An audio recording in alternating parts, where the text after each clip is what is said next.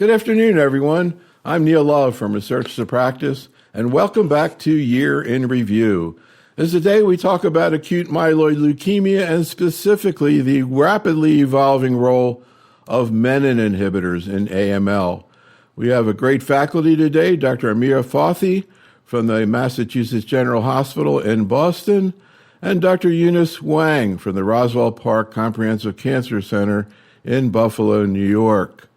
Today we're here to talk about, I think, one of the most exciting developments in oncology, including in AML, and a really fascinating form of therapy of menin inhibitors.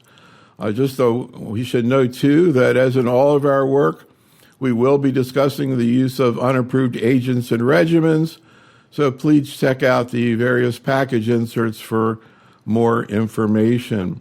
As we do in all of our Year in Review series, I met individually with each one of our faculty where we recorded their presentation, about a half an hour presentation, reviewing some of the important papers the past year, including at the ASH meeting. These are in the chat room if you want to check them out, and then we'll be sending out links again to these really great talks where they hear some of the papers that Eunice went through, and also Amir.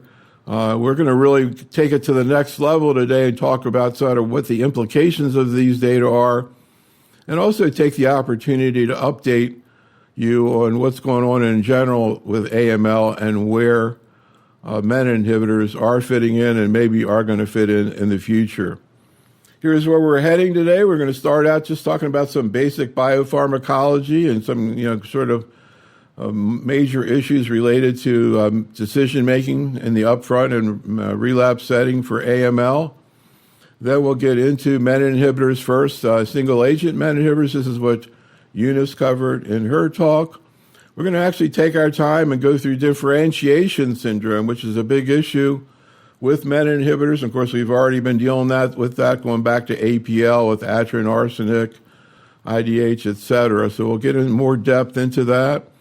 And then we'll get into a topic that Amir covered in his talk, really the future, I think, for these menin inhibitors, as we've seen with other targeted therapies, combination approaches. We'll talk about some of the ongoing trials, particularly really exciting phase 3 triplet trials up front. And finally, if we have time, which I think we will, and I hope we will, we want to talk about the paradigm trial that Amir presented as a plenary talk at the ASH meeting in December, looking at aza-ven in patients eligible for intensive chemotherapy who are heading towards transplant. One of the most important presentations and data sets I think we've seen in the field of AML, and a lot of implications in terms of how people interpret this and how that's going to fit into where menin inhibitors fit in the upfront situation. So I'm really looking forward to having our faculty discuss this really groundbreaking study. So I'm going to just start and kind of at a very basic level. I'll start with you, Eunice, and talk about how you think through upfront therapy nowadays in AML. As we talked about, our focus is a general medical oncology zoologist. You see all the cancers we're covering in our weekend, and every single one of them, it seems like nowadays there's so much going on, it's hard to sort of see the forest for the trees. But maybe we can talk a little bit about sort of how you're going to see a patient with newly diagnosed AML, how you're thinking about how you're going to decide on initial therapy, particularly what biomarkers you're going to be looking at, what kind of assays specifically you're going to send, and how that's going to fit into your treatment plan. So Eunice, let's start out with a pretty big topic, and we can maybe cut to the basics.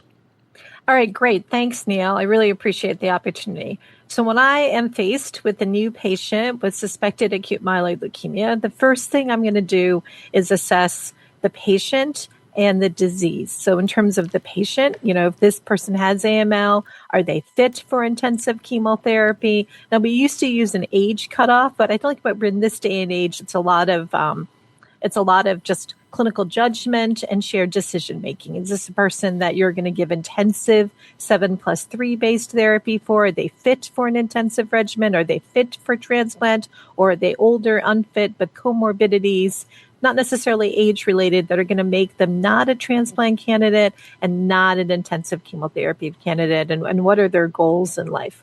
The second thing I'm going to look at is I'm going to look at the disease. I'm going to confirm the diagnosis of acute myeloid leukemia, which is 20% blasts, myeloid lineage by flow or by morphology. And then I'm going to perform what I think is really key in this era is the precision medicine approach, which is looking at the cytogenetics and performing a next-gen sequencing or other myeloid sort of panel to look for mutations. There are a number of mutations which are what we call actionable in this day and age, and they include nucleophosphin 1, NPM1, IDH1, IDH2, FLT3, and for cytogenetic abnormalities, rearrangements in that KMT2A gene. There are a number of other mutations, what we call secondary mutations, or maybe germline predisposition mutations that are not necessarily the things I get immediately, but are things that likely are included in that panel when I'm making future decisions. So in summary, looking at the patient, what is the patient able to tolerate? Intensive, non-intensive, what are their goals of care, transplant, no transplant, supportive care, and then doing that complete cytogenetic, morphological, mutational sort of workup to kind of select for some of those targetable options. So, Amir, with that as a background, obviously now we're looking at a couple of new alterations, KMT2A and NPM1, which, of course, I think everybody's already heard about. We can talk a little bit about before menin inhibitors came out, how you looked at patients with these two genomic abnormalities, both in the upfront and relapse setting.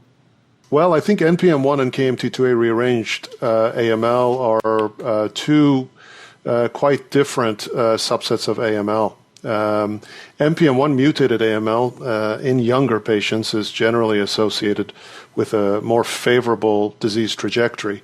Reason being that these patients in general are quite responsive to chemotherapy and can, in theory, in most circumstances, be cured without transplant, meaning with cycles of high-dose cytarabine chemotherapy, just because of the responsiveness of the disease. Of course, there are variations to that. Sometimes concurrent mutations can affect outcomes in these patients.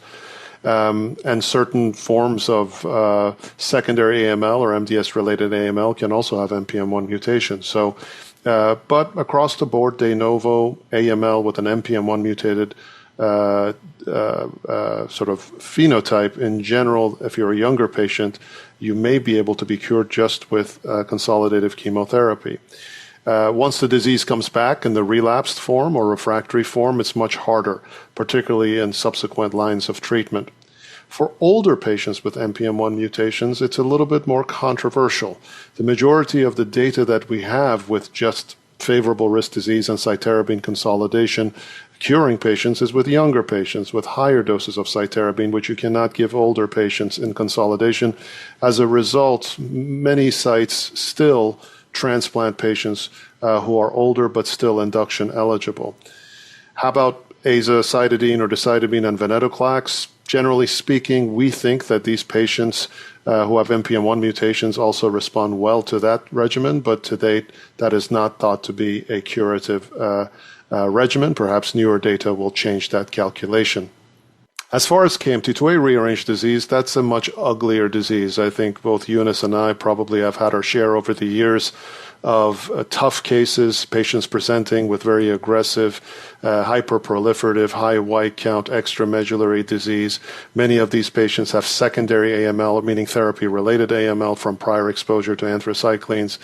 The likelihood of remission from intensive chemotherapy such as 7+3 or even CPX-351 is not that low per se, but the likelihood of relapse is quite high. So these patients have, I think, a much more challenging outcome, and therefore transplanting consolidation is oftentimes recommended. So, Eunice, let's talk a little bit about menin inhibitors. You know, sometimes I think there's so many things going on for people to be aware of. We kind of lose the forest for the trees. And I think the mechanism here is absolutely fascinating. This is a slide that you forwarded to us that I want you to talk a little bit about. But just sort of taking a step back, when we think about systemic therapy that we utilize in oncology, we obviously have cytotoxics. We have ADCs that often are similar to cytotoxics. We have immune therapy, working through immune mechanisms.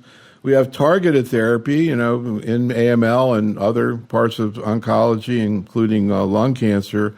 But we also have a number of agents that act through actually the major mechanism being differentiation of the cells, which I think is a fascinating anti-tumor strategy. Can you talk a little bit about sort of these sketches you have together in terms of how you envision menin inhibitors actually biologically having an anti-tumor effect, both in KMT2A and NPM1, Eunice?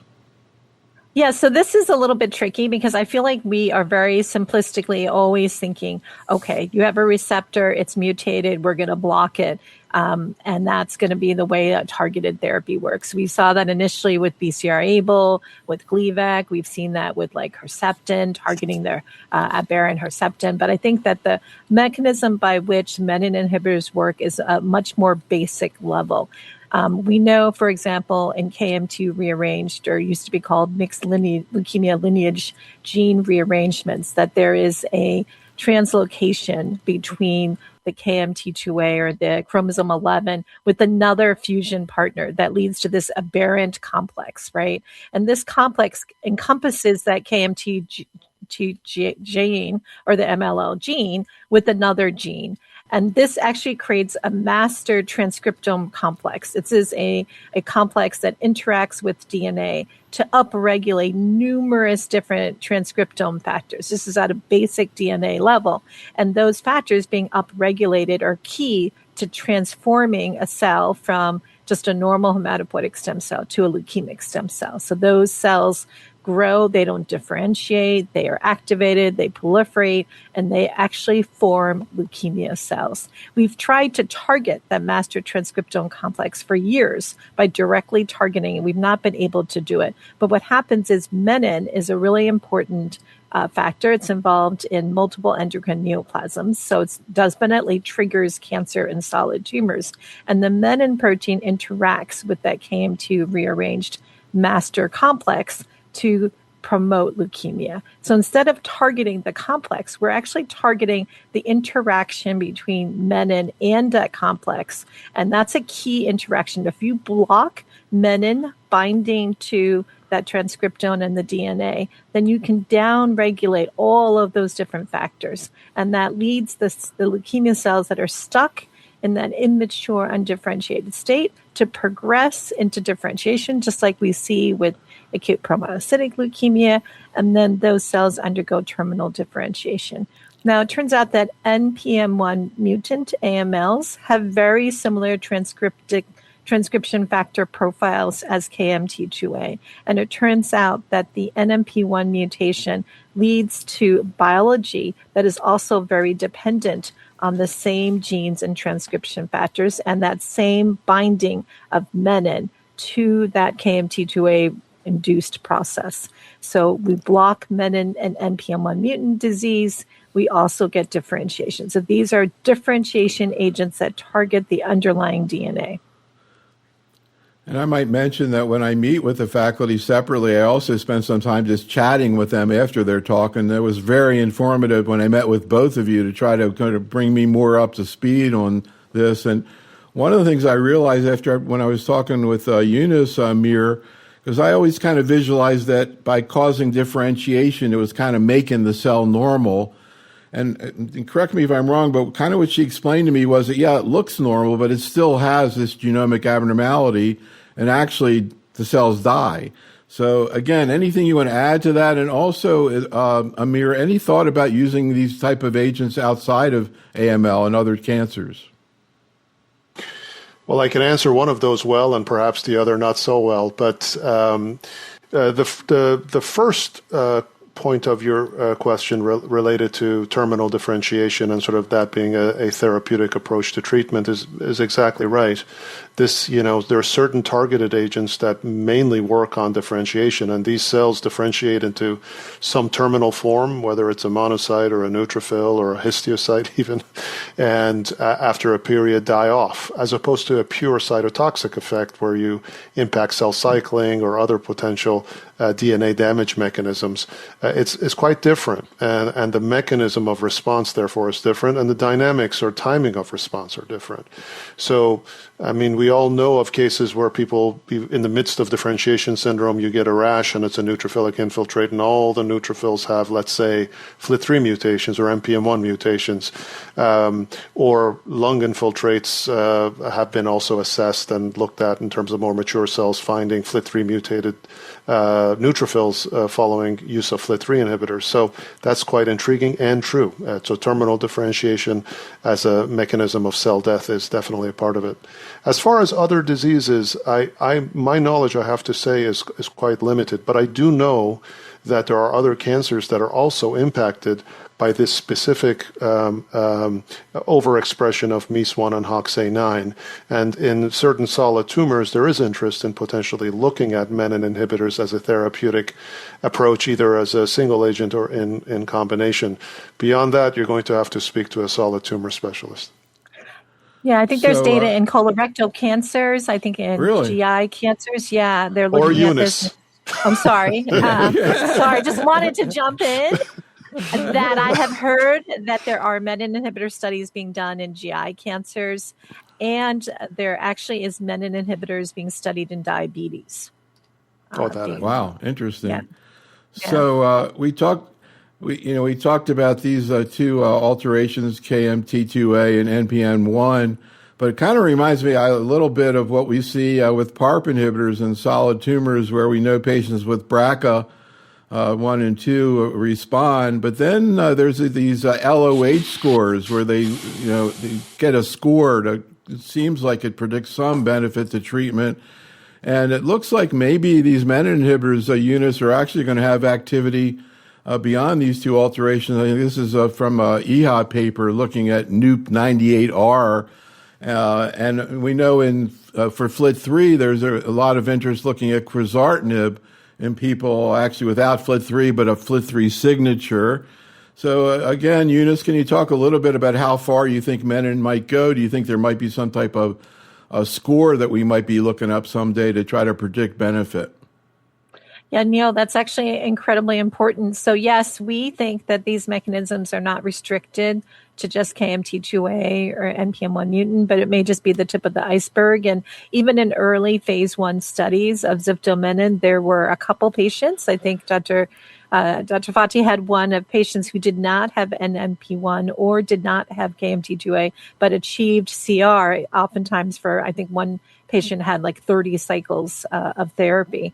And when we examine the biology and we look at, just like you said, the transcriptome and the transcription factors or the biology, we found that patients with NUP98 rearrangements, which is a rare entity, again, extremely rare in AML patients, actually in the laboratory respond similarly to KMT2A and NPM1 mutant patients. And here's some data from EHA last year, where MD Anderson investigators treated 5 patients with relapsed refractory NUP98 rearranged leukemias, and 3 of the 5 patients had achieved morphological remission on revumenib monotherapy, and these are patients that had previously been heavily pretreated on other agents. So the fact that they went on to achieve a response in 3 out of 5 patients, short duration as monotherapy, kind of was sort of proving the principle that other patients with acute leukemias may respond in the laboratory and in the clinic. There's a variety of subtypes that seem to respond to this, even MDS patients and ALL patients, T-ALL patients. There's some preclinical data with that. So there are ongoing clinical trials where there is enrollment of patients that have this MEIS or HOXA9 transcriptome signature onto menin inhibitors to see which patients, again, similarly to, like you said, PARP inhibitor therapy or some of these other trials, whether that predicts for sensitivity to this mechanism of action. So, Amir, anything you want to add to that? And also, we're starting to see data now. Here's some paper from ASH just this last December looking at mechanisms of resistance. Can you talk a little bit about your vision of how resistance does develop, in the face of a very unusual MOA? Yeah, I mean, I think this is an area that's increasingly being explored. The first mechanism of resistance with menin inhibitors that has been best characterized are these MEN1 resistance mutations, sort of mutations, point mutations impacting the menin protein, altering it so that binding to menin inhibitors can be impacted, and therefore the therapeutic effect of the drug is aborted, and as a result, you have what's a development of secondary resistance. We have seen, though, that across menin inhibitors, the emergence of MEN1 resistance patterns doesn't appear to be uniform. For example, in our presentations on ziftomenib, there doesn't seem to be the same rate or proportion of patients developing MEN1 resistance alterations, although plenty of patients develop clinical resistance, and the duration of response is similarly brief. So what that ultimately means is that there are likely other, and almost certainly other mechanisms of resistance. Some of them may be related to KAT6A overexpression, another protein involved in leukemogenesis in these patients. It could be related to other groups of mutations or clones emerging, such as RTK mutations like RAS or even FLT3 mutations, although that is currently still being explored. And finally, epigenetic and genetic reprogramming, so that the leukemic cell learns to sort of bypass completely the interaction between menin and KMT2A and therefore its disruption with menin inhibitors. So I think it's a field that is very active to try and figure out why exactly the durability of response to menin inhibitors as a monotherapy is so brief and resistance in the clinical setting is so common. And so that's still being explored. So I think it's, hopefully we'll learn more in the coming years. Okay, well, I guess you could say that's sort of a little bit of background. Now we're going to dive into the agents. So we have 2 approved agents here to deal with, so this is not theoretical. There are agents available and ready for use, and so we want to get into that. We'll talk about the 2 that are approved, revumenib and ziftomenib, but 2 others, bleximenib and enzomenib, and we'll talk a little bit about toxicity. We'll get to differentiation syndrome later, but we'll talk a little bit about QTc prolongation. And Eunice, actually, this is Amir's conclusion slide from the talk he did, and I thought it would be good to actually show it up front here because he kind of summarized what we're going to talk about for the rest of the webinar here. First, just some basic issues about these agents, that they're effective, that they're safe in monotherapy, that differentiation syndrome, as we're talking about, is very important, but at least in the relapse setting, as he was alluding to, limited durability response. Then we'll get into what he covered in his talk, which is combinations, whether it's with intensive chemotherapy like 7+3 or HMA venetoclax, and actually the potential of all-oral triplet regimen. Amazing if you think about that, pretty different from the 7+3 experience, and then some of the new trials that are coming out. So, Eunice, you can see here we have the 4 agents, or the 2 that are approved and the 2 that there's a lot of data to talk about. Can you talk a little bit about we'll kind of use this, I think it might be even more helpful to get in all the slides that you all covered in your talk, a more global view of what we know in terms of efficacy and tolerability, again, particularly with these 4 agents. Eunice?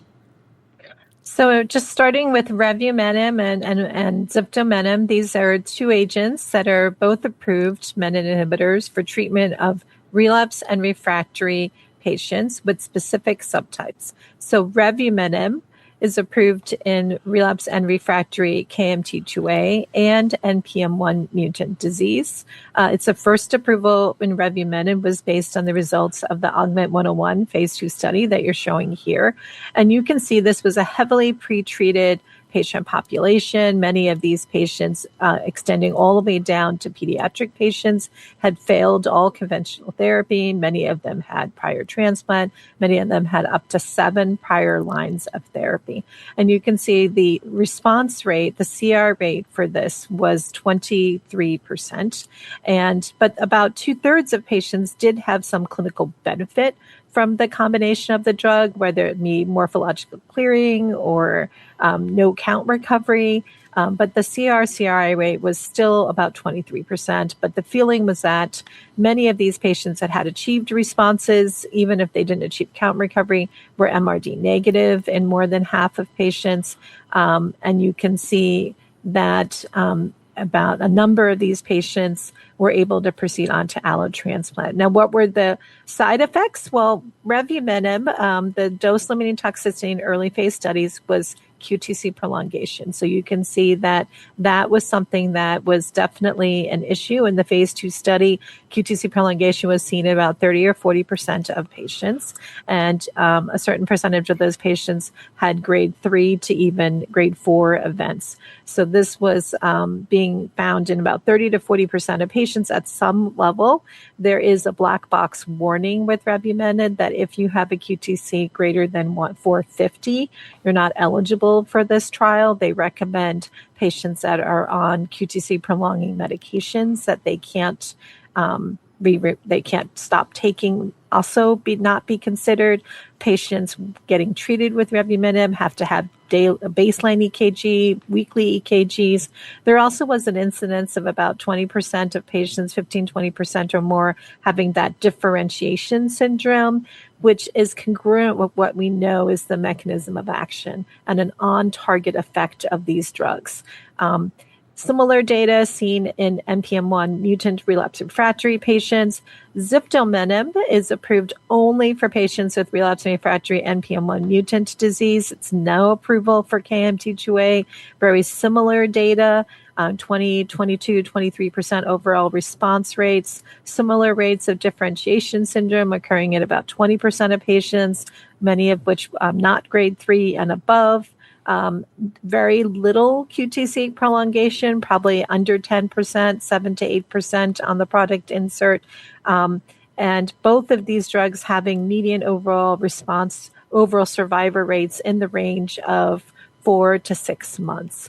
So again, based on the fact that these relapsed refractory patients were heavily pretreated, and despite the differentiation syndrome and the QTc prolongation effects, these agents were approved because even a response rate of 20 to 25% and overall benefit in 40 to 60% is a vast improvement upon historical response rates of 10 to 12% and overall survival in like the 2 to 3 month range. But clearly that's a pretty low bar, I would have to say, in terms of a benefit. And that's why we're looking increasingly at maybe newer generation menin inhibitors, bleximenib and enzomenib. Enzomenib, which has a slightly different pharmacological physiochemical structure than the other menin inhibitors that have been investigated out there, tends to be a drug which has been demonstrated to go in, bind menin quickly, and then fall off. So it has a shorter half-life, but potential for less toxicities. Differentiation syndrome with enzomenib, about half what we're seeing with revumenib and ziftomenib, and in early studies suggesting, and very small numbers of patients having treated with enzomenib in the same sort of situation as the ones in the zifto and the revu studies, suggestion that maybe the overall CR/CRi rates are higher, maybe in the 40%, 50% range, maybe a median overall survival in the 8 to 12 month range as opposed to 4 to 6. So really, and very little bit of a suggestion of about half the differentiation syndrome and really minimal QTc prolongation with that enzomenib. Bleximenib, been studied primarily in Europe, similar differentiation rate. Again, a suggestion of at least similar response rates. We're going to have to see as more data accumulates with that. But I would have to say that having the 2 drugs already approved, having another couple drugs moving into advanced stage studies, we're going to have ideally 4 menin inhibitors, I think, clinically available, one hopes, for treatment of patients in the near future. So, Amir, this seems to come up all the time in oncology, I guess, fortunately, where you have multiple agents in the same class. You know, breast cancer, you have 3 CDK inhibitors, like 4 selective estrogen receptor degraders, and of course, they're never compared to each other, so we have to make indirect comparison. When you kind of look at it from the 35,000 square feet, Amir, Do these agents look more similar than different? At this point, I know there's not much data with Enzo, but in terms of the other three, Eunice mentioned the QTC, but in your mind, sort of globally, how do you think through how these are looking comparatively right now? Thank you for providing that context, Neil. It helps me out because, in truth, it is difficult when you don't have head-to-head data. I will tell you that I have had personal experience with all of these drugs. Ziftomenib, both Eunice and I were on the clinical trials that have developed that drug. We have the Bleximenib studies. We've had the Bleximenib studies open at my site, as well as the Enzomenib studies, and more recently have used in the last year a decent amount of Revumenib in our relapse refractory NPM1 and KMT2A rearranged patients.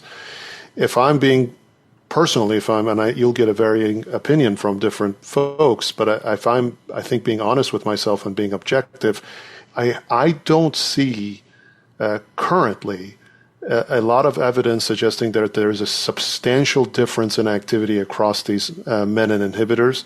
And certainly in terms of the two approved drugs, Revumenib and Ziftomenib, Ziftomenib didn't really have an opportunity to really fully be studied in KMT2A rearranged, but in NPM1 mutated disease, there does not seem to be a significant difference. The signal for QT prolongation is there for Revumenib. The issue of drug interactions is there for Revumenib. The potential multiple times a day dosing as opposed to once a day dosing is also a challenge between different menin inhibitors, but those are relatively minor. I think over the course of the last year, I've had maybe one patient in whom I've had difficulty giving Revumenib because of QT prolongation. Generally, it's a fairly well-tolerated drug, and it hasn't been an issue. So I think time will tell as these agents will move into the front line where they will have, in my opinion, the biggest impact, which ones will become the most prominent in use. And I think that will determine it. And what we often see in oncology is, somebody comes up with a trial that's a combination that hasn't been looked at with another one, even though you think PD-1 is a good example. Wherever the data is what people do. In lung cancer and localized non-resectable stage 3, the trial with durvalumab looked better than Pembro, and people used durvalumab. So I would imagine as the trials develop, people go with what the trials are reporting. One other thing before you get more into toxicity, Eunice, just a global view. When I was looking at the upfront trials, both originally with the now with the quizartinib and prior trials with FLT3, midostaurin, I didn't realize how effective they are in the upfront setting, particularly compared to the relapse setting. The hazard rates for FLT3 are pretty impressive. I'm not sure people at least I wasn't as aware of it. Do you see that here too? And how would you indirectly compare the efficacy that you expect to see with these agents and we are seeing now, for example, two other targeted approaches in AML like FLT3 or IDH, Eunice? I think those are very apt comparisons. You remember, we have two agents approved in the upfront setting, midostaurin and quizartinib. And you remember midostaurin was a complete failure in a relapse refractory setting. It led to no CRs. It cleared peripheral blasts. It was a lot of toxicity. And yet added to upfront 7 and 3, that is the gold standard for FLT3 inhibitors for years. It was the first new drug approved in 2017 for AML based on that upfront efficacy. So I think that when you look in the relapse refractory setting, gilteritinib, FLT3 inhibitor, is approved based on a 30% CR rate and a median survival of 9 versus 4 months. That's not too much different from the response rates with menin inhibitors in the relapse refractory setting.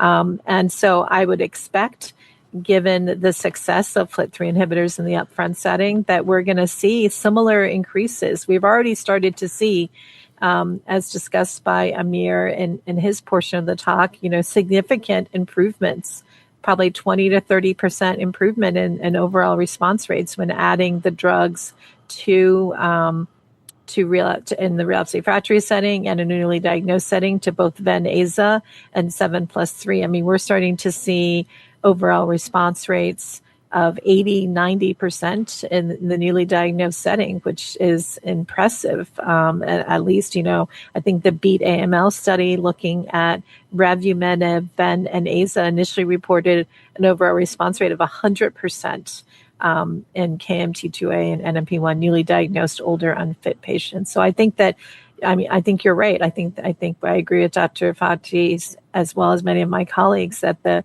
money is really going to be in the upfront setting. And like you said, there may not be that much differentiation between the agents because when you block menin, you only get so much activity. Whether you use this drug, that drug, or another drug, you may only max out a monotherapy, a certain efficacy. Those patients are heavily pretreated. They have different resistance mechanisms. But when you move into the upfront setting, that's really going to move the bar in terms of changing the outcomes of AML patients. Yeah, I mean, reflecting back when initially the big phase 3 trial with midostaurin was reported, and then a year later, I sat down with your colleague, Dan Pollier from University of Colorado, and he presented a patient who had gotten aza-ven. And that was the first I heard of it. It was like 2018, I think. And then, boy, it was on. And I think one of the things was all of a sudden the general medical oncologist was right in the middle of AML, whereas before I think it was like, okay, send the patient to a tertiary center for 7+3. Otherwise, I mean, really almost palliative care. So it has all quickly become an important topic for the general medical oncologist. And that leads into another thing I wanted to get into, which is differentiation syndrome. It's been out there for a while with APL.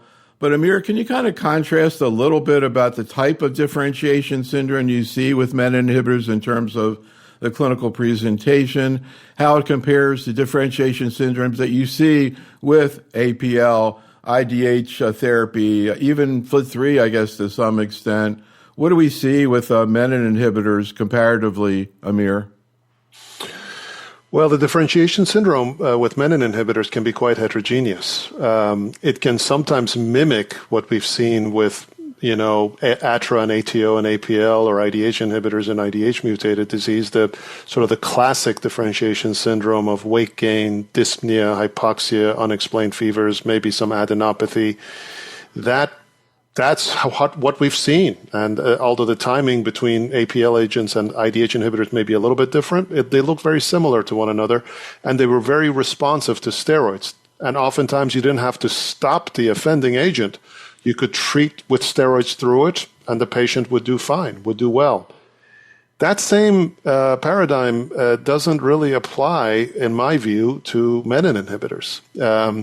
Because in some instances, the differentiation syndrome that you see with menin inhibitors, which occur more, in my view, in a quicker time frame, oftentimes within the first 7 to 10 days, can be much more exciting in a bad way.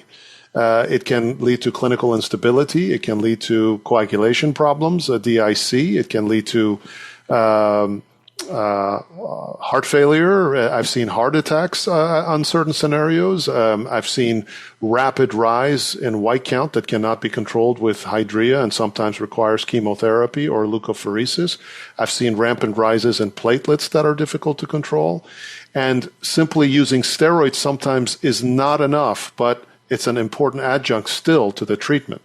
So if you don't recognize differentiation syndrome quickly, and if you don't pause the menin inhibitor, initiate steroids, and do all these additional steps like cytoreduce, manage TLS, manage DIC, the likelihood of a bad outcome, in my view, is much higher than the traditional form of differentiation syndrome. I sometimes coin it a differentiation crisis. The other aspect is, it can manifest in different ways. It can be a traditional form of DS, as I mentioned, a more ugly proliferative type of DS. But both Eunice and I think, were witness to a couple of presentations at a recent meeting. I myself have seen it, of HLH with the histiocytes actually showing the KMT2A rearrangements within the bone marrow. How does this happen? Probably related to either the way that monocytic AML looks with a lot of extramedullary disease, and sort of differentiating these cells may lead to worse DS, or it may be related to sort of the end point differentiation, what we talked about earlier. Maybe the form of differentiation triggered by menin inhibitors in these diseases is different, causing more aggressive manifestation of DS, but quite different, and should definitely be monitored very closely for. Yeah, I checked out that conference you told me about on like 2 days of just differentiation syndrome. So here we're talking about it for just a few minutes. Eunice, what about the issue of preventive corticosteroids? Any situation where you would use that? And what do we know in terms of correlation with tumor burden? Do you see less of it if you do a combination, say with 7+3 and, patient has less tumor bulk? Yeah, so I think across the board, when we look at menin inhibitor monotherapy, the overall percentage of patients that develop some clinical evidence of differentiation syndrome is in the range of 20%, 15 to 20%, maybe 10% with enzomenin. I think the recognition of the rapidity and the risk factors for menin inhibitor differentiation syndrome is really important. Tumor burden is extremely important to be cognizant of and the rises that we're seeing and the differentiation syndrome we're seeing can start during cycle 1 after only a few days and last all the way into cycle 2. So for patients with white count above 20,000, we really recommend not starting menin inhibitor monotherapy, giving them hydroxyurea, even doses of cytarabine to try to reduce them. In patients that have a high proliferative rate or have a high disease burden, I think prophylactic steroids, as we do with APL, is essential. And then I think the other thing is the recognition of the rapidity of this syndrome. There have been patients that can develop differentiation effects, meaning they can develop a rash or they develop elevated white blood cell count without necessarily developing the actual clinical syndrome. But the patients that develop the clinical syndrome, as Amir said, can present from anywhere from shortness of breath, DIC, kidney failure, to congestive heart failure, pericardial effusion, pleural effusions, heart attacks. So sometimes patients with rapidly rising white blood cell counts on menin inhibitor therapy, some of them need to be hospitalized for closer observation. And if they start to develop more clinical symptoms, they may need intensive care unit monitoring. Again, it's generally within the first 1 to 2 weeks. I would be very prone, if I suspect differentiation syndrome in somebody whose white count is doubling, to maybe stop, if they're not on steroids, starting steroids, and if they're not improved within 24 hours, considering giving some cytotoxic reduction and holding drug. So there has been a lot of evidence that mitigating the syndrome is really important. Early introduction of steroids or prophylactic steroids can be key. And it typically only occurs with cycle 1 and cycle 2. So I agree with you. Prevention, recognition, I think as the trials went on and we all became super hypervigilant for differentiation syndrome, I think it's something that can be easily managed in our groups. I think that community physicians can manage this as long as they have some guidelines and recognition is on. Yeah, I was just going to say, you had sent me this slide here of a case of a patient who got revumenib who had for relapse disease, who had differentiation syndrome. Anything you want to say about it? I noticed this patient had a pericardial effusion, but anything you want to say about this case? Yeah, so I think, again, this highlights a couple of things, just the time frame, the first cycle, first 10 to 14 days, the rapid rise in white count, the need for steroids as well as cytoreduction to control it. And then you can see less common in cycle 2. And in many of the differentiation in the patients that get treated with menin inhibitors, I'm saying you actually need to wait 2 cycles or longer for there to be achievement of CR. So I think it's very important that particularly when we first started treating patients, we were looking for the bone marrow to be cleared of the blast within 1 cycle, as we do in a conventional cytotoxic therapy. But you have to remember that with revumenib and ziftomenib, it could be 2 cycles or longer before you're clearing the blast because of the differentiation mechanism of action. So that's something else to keep in mind, that not to stop therapy because you develop DS, but to stop therapy if you need to, but to restart the drug and continue it on for the clinical benefit. So, Amir, anything else you want to add to this? We'll note, too, that both of the approved agents do have information in the package insert about differentiations of revumenib. It's a black box warning, but also there's information, a black box warning as well with ziftomenib. Anything you want to add to this, Amir? Is there any correlation between the development of DS and treatment benefit? If you ask me to just theorize about it, I would imagine there is, because the underlying mechanism of both response and syndrome is differentiation. The challenge is oftentimes the syndrome can be severe, and as a result, it can lead to a pause in treatment, therefore decreasing the likelihood of response, or potentially causing the death of the patient in a minority of cases, also obviously impacting the response rate. But if all else is equal and every patient gets through the particular case of DS, I think it is more likely that they will have also a clinical response. So let's talk a little bit about combination approaches. I think that's where a lot of the excitement is, and I think we've heard a little bit about why. So we're talking about combinations with intensive chemotherapy, but also HMA venetoclax. And we're going to go through a bunch of initial data, and now there's some phase 3 trials looking at this important question. But Eunice, just a word about the potential for all oral treatment of AML. We have the oral decitabine out there. I think we saw a paper at ASH looking at that that was pretty convincing. And now we have another oral agent, so you may have an all oral triplet coming up. Any thoughts about that? Are you using oral decitabine right now outside of clinical trial with venetoclax as upfront treatment of AML, Eunice?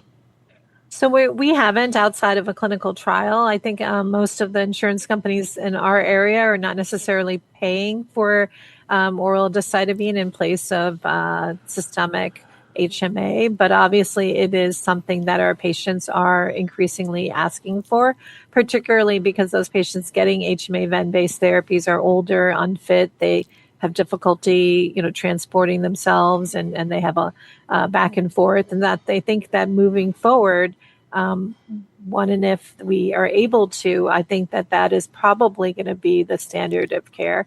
I would like to, however, caution. So in our area, because of the need for frequent transfusions and tumor lysis and profound cytopenias with cycle 1, we typically give cycle 1 of HMA ven in the hospital and then follow up with it in the outpatient setting.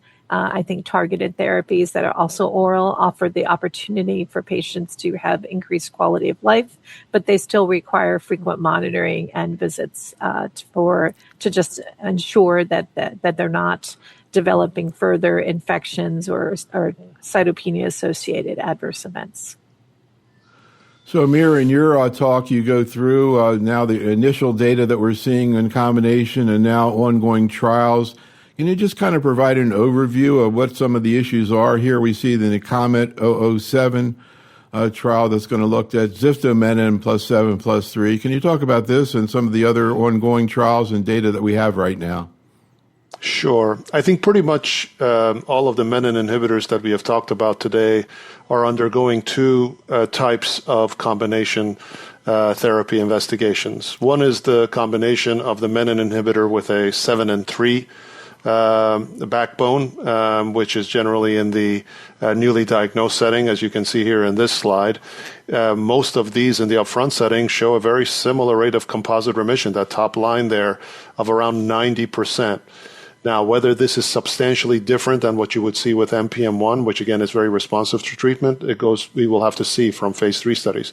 But certainly this is quite promising with KMT2A rearranged patients in whom also you have this very high composite remission rate. In general, I have not personally seen this high a rate of composite remission for KMT2A rearranged patients, so that is quite promising. The next combination approach is with azacitidine and venetoclax, or HMA and venetoclax, currently approved for 75 years or older patients or those with substantial comorbidity preventing intensive chemotherapy. These HMA ven patients in combination, again, with menin inhibitors have shown a lot of promise. There have been patients studied in the relapse refractory setting initially and now more recently in the newly diagnosed setting. Here is the data you just showed with revumenib that was published in JCO. Here we actually have ziftomenib presented by Gail Robos at this year's ASH meeting. This was relapse refractory data. So in relapse refractory patients, there is a range of composite remission rates all the way from 40% to 60%, but in newly diagnosed patients, they again start to hover in that 80% to 90% range. The other thing I would mention is that When you combine, particularly in a newly diagnosed setting, menin inhibitors with a backbone of either induction or aza-ven in the newly diagnosed setting where you expect responsiveness to treatment, the likelihood of DS goes way down. We have not seen substantial degree of DS.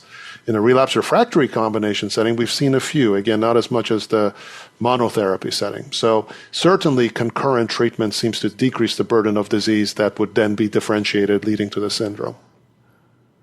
So, Eunice, any comment about these phase 3 trials that are all getting ramped up? Again, Amir went through these. So you have the Comet 017 trial looking at Zifto with aza-ven. We have the Evolve trial looking at revumenib with aza-ven. And also an NPM1 phase 3 trial with revumenib.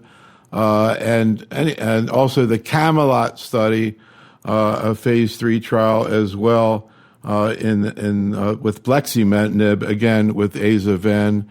Any thoughts about these? Are you putting patients on these trials right now, Eunice? Any thoughts about, also we have the HOVON study, also looking at blexi now with intensive chemo. Any comment about these ongoing studies? Well, they're all very similar, as you can see, going through all these different designs and schemas. They're all essentially combining their menin inhibitor with either cytarabine, anthracycline-based therapy. Both the HOVON study and the Comet 017 study have an additional arm looking at the importance of maintenance therapy with the menin inhibitor on that backbone. And the ven-aza studies are almost identical, with just substitution of different menin inhibitors. I think we all are accruing. I think the question is going to be, are we going to have enough patients for all of these studies? I think I envision a time coming up where every single patient presenting to an academic center with one of these genetic mutations will go on one or two of these studies. I think the NPM1 studies are a little bit harder to read out because of the general favorable outcome of NPM1 mutant patients to standard 7+3 backbones. So in order to supersede that with the addition of a menin inhibitor might require either long follow-up, lots of patients, or in one of the studies, I think the Comet 017, the use of MRD negative CR as an early time point as a surrogate for outcomes for these patients, because otherwise we're going to need to wait, years, as you pointed out, for some of these results. I think for the KMT2 rearranged patients, we're going to have outcomes sooner, maybe within the next couple years, showing whether that's beneficial or not. And I think that is going to be where we stand. But I think it's going to be important as we use these menin inhibitors in the upfront setting, also to think about sequencing. We know that there are certain mutations that are associated with specific inhibitors. And so are we going to be at the stage where we're going to sequence different menin inhibitors? And I don't know that there's going to be a best menin inhibitor in the upfront setting. I think it's going to be whatever trial you have, but we're going to need to look at subsequent therapies down the line to see whether menin inhibitors are going to be in that setting as well. So, we've heard the concept of the best option is to participate in clinical trial, but I think here it's really the best option because it's tough for, again, a general medical oncologist kind of navigate all this. I think it's reassuring to have the patient in a trial so they're being managed well. I just want to finish out with a topic we probably could have spent the entire webinar on, but we just have to mention it, which is the plenary presentation that Amir did at the ASH meeting on the Paradigm trial. And we put a bunch of slides in here, both from the discussion from Dr. Wei, who had some very interesting sort of background slides, I think, that are worth taking a look at. I'm not going to ask Amir to go through all that. And then we also put a lot of the slides that Amir actually presented there. But I wanted, and also we added in the classification system so we could clarify that. But Amir, and of course we saw the dramatic, in this particular group of patients that you're going to clarify, actually better outcomes with aza-ven than intensive chemo in these younger patients. So Amir, I know you're getting a million questions about this study, but can you kind of capsulize your view of it and what you think a general medical oncologist needs to know about it? So this was a multi-center study led by sort of leading academic centers in the United States. It was an investigator-initiated study where we basically sought to determine whether patients who were traditionally induction eligible, transplant eligible, could potentially benefit from aza-ven, get to a remission and a transplant without a lot of the challenges that emerge from intensive chemotherapy, such as marrow suppressions, infections, bleeding, long hospitalizations, all of the additional sort of quality of life and emotional impact of the disease. And the primary endpoint was EFS.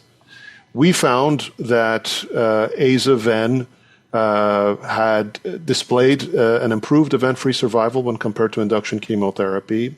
Probably not surprisingly, less time in the hospital, less early burden on quality of life and trauma and emotional discomfort. A higher proportion of going to transplant or being bridged to transplant with treatment with aza-ven versus intensive chemotherapy, which was quite interesting and promising. A decreased incidence in terms of number of patients having grade 3 or higher infectious or bleeding complications. And we're hopefully going to publish this soon with some additional data on MRD and some additional work. The overall survival wasn't different, but not being a placebo-controlled study, there was substantial crossover. So I think OS is a challenging endpoint to look at. The important aspect of this trial, though, which I think is important to mention in the 1 minute that I have, is any study is really a description of the patients that were enrolled and eligible on the study, eligible and enrolled for the study. So patients who had FLT3 mutations, because we could not incorporate FLT3 inhibitor into the HMA-VEN arm, were not included. Patients with NPM1 mutations, particularly the younger patients who would get cytarabine consolidation for cure, were not included.